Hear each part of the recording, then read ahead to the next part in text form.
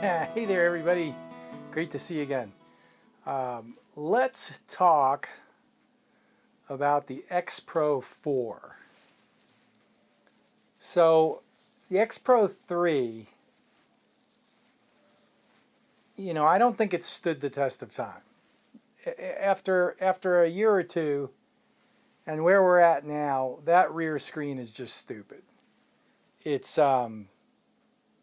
I understand the gestalt and all that behind it, but really, honestly, it's stupid.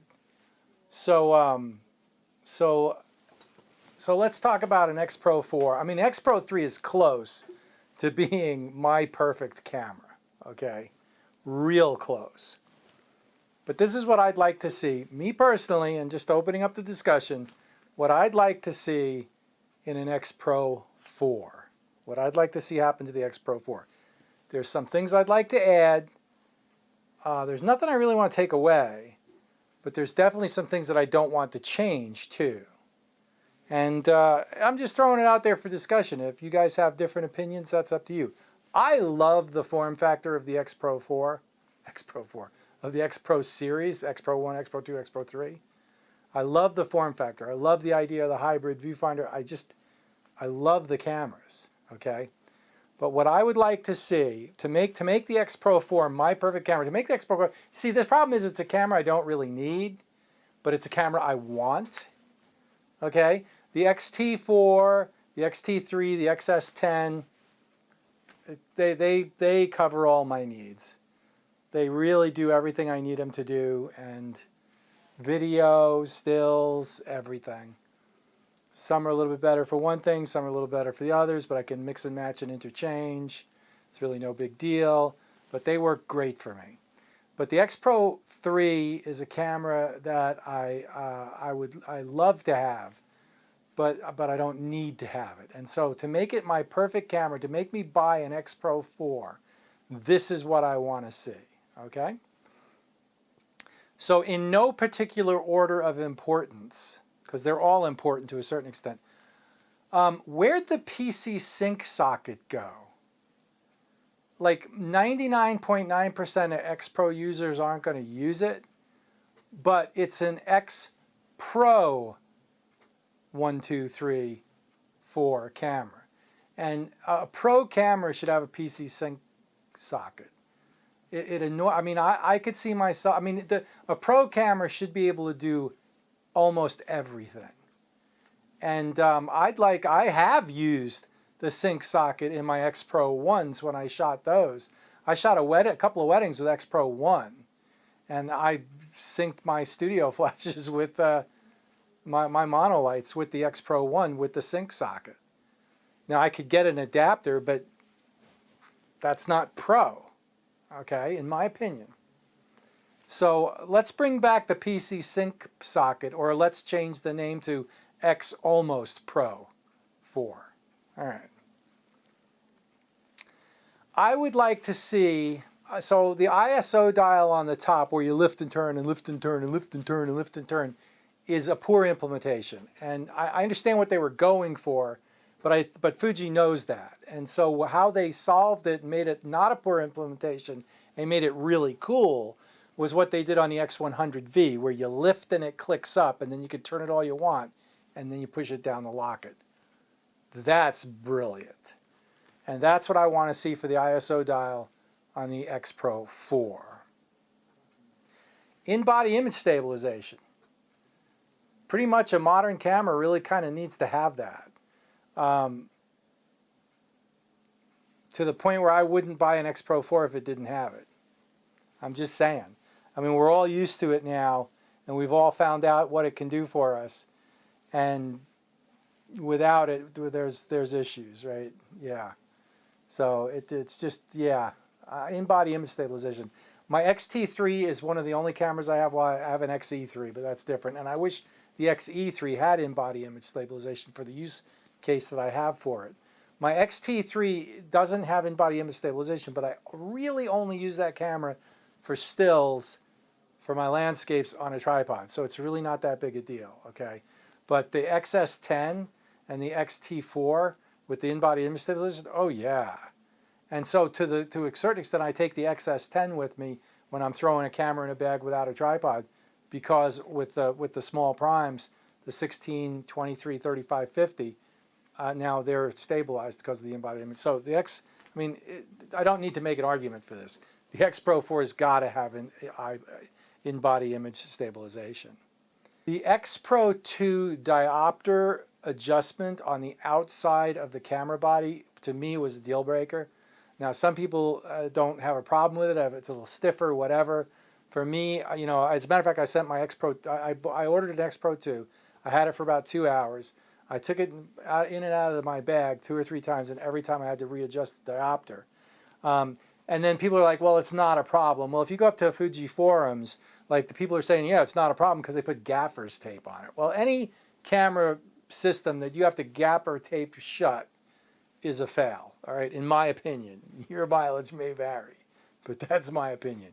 So it was actually a deal breaker on the X-Pro2 for me. And I was very pleased to see that they fixed that on the X-Pro3. So, okay, moving on. I would like to see either a fixed screen facing the correct way, or I would like to see the articulated screen from the XT3 on the X-Pro4. If you're going to do an articulated screen, do it the way it is on the XT3, where it flips out, flips, horizontally, or you can flip it vertically. Okay, that's the perfect screen for an X-Pro4 in my opinion. I prefer the articulated screen for a hybrid camera, but I can make the horizontal and the vertical screen work on the XT3 to do video with. But an X-Pro4, I prefer, it's more of a stills camera for me. And I wouldn't really want a fully articulated screen on an X-Pro4. And particularly also because the X-Pro4 is more of a street-oriented camera, not that I would use it for that, and so it would have greater appeal without the fully articulated screen that flips out to the side. So I think the compromise there would be have the XT3 flip-out screen on the X-Pro4, or just make it a fixed screen like the X-Pro1. I'd be fine with that too. Let's definitely keep the threaded cable release. I love the fact that I use an old-fashioned cable release with all my Fuji cameras, except for the XS10. But the X-Pro3 has it, the XT3, the XT4, even the XE3 has the threaded cable release of the cameras that I own. Let's definitely keep the threaded shutter release button. I love that throwback, and I love old tech meeting new tech, and those are my favorite cable releases anyway. So let's definitely keep that with the X-Pro4. Let's bring back the D-pad. That swipe screen crap, yeah, some people use it. I don't. I find it annoying. I use the D-pad on my XT4 and XT3 a lot. Okay, even though it has a joystick. I don't even really use the joystick. I don't really like the joysticks. Okay, let's bring back the D. If you gave me a choice between a joystick and a D-pad, I'd rather have the D-pad. Like, get rid of the joystick, give me the D-pad. Don't get rid of the D-pad, just give me a joystick. If you're going to give me a joystick, give me the D-pad too. I want both. All right, that's just me maybe. I don't know. I like having the buttons. So let's definitely bring back the D-pad on the X-Pro4. Let's definitely keep the autofocus manual focus switch on the front of the camera body, like it is on the XT3, XT4. Okay, let's definitely keep that autofocus manual focus switch on the body. That's really great. That's where it should be. And the SD cards, 2 UHS 2 SD card slots is fine. That's not a problem at all. It's not a speed camera, and those cards are fast enough. They're fast enough for 4K 60 video, so what's the problem, right? As far as the video specs on the X-Pro4, yeah, if you want to bump it up to 4K 60, that's fine. I mean, 4K 30 is fine too. It's sufficient to do B-roll and stuff like that. 4K 60 would be nice, but as long as I think nowadays, as long as the camera does a solid, good 4K 30, like the X-Pro4 does, like that's fine. So yeah, I would definitely like to see the titanium shell, and I would definitely like to see the Dura Silver and Dura Black offered. I think that's really cool. That would make, I mean, Dura Silver X-Pro4, like that kind of needs to be that for me to put an order in for one. So that's what I'd like to see. And the last thing that I have for an X-Pro4 is I definitely still want it made in Japan for many reasons, which I'm not going to go into. But yeah, I don't mind so much the Philippines, but I wouldn't want to see an a luxury product being made in the Philippines. Like I definitely want the X-Pro4 made in Japan. I'm definitely not thrilled about them made in communist countries. Let me just say that. That's what I got in terms of what I'd like to see for an X-Pro4. With what every time an X-Pro camera is announced, you always look through the specs for the deal breakers because they do some strange things. Yeah, so we'll see. Hopefully they get the mix right in the next X-Pro4, and keep the weather sealing and all that. Pretty much everything the same as. Oh, and I definitely would like to see one last thing. I definitely would like to see the W235 battery from the XT4 and the GFX line in all Fuji cameras moving forwards. Let's dump the 126 for good and for all, except maybe for like the XS20 or the XE5, etc. Like the really small cameras, the 126 might be okay.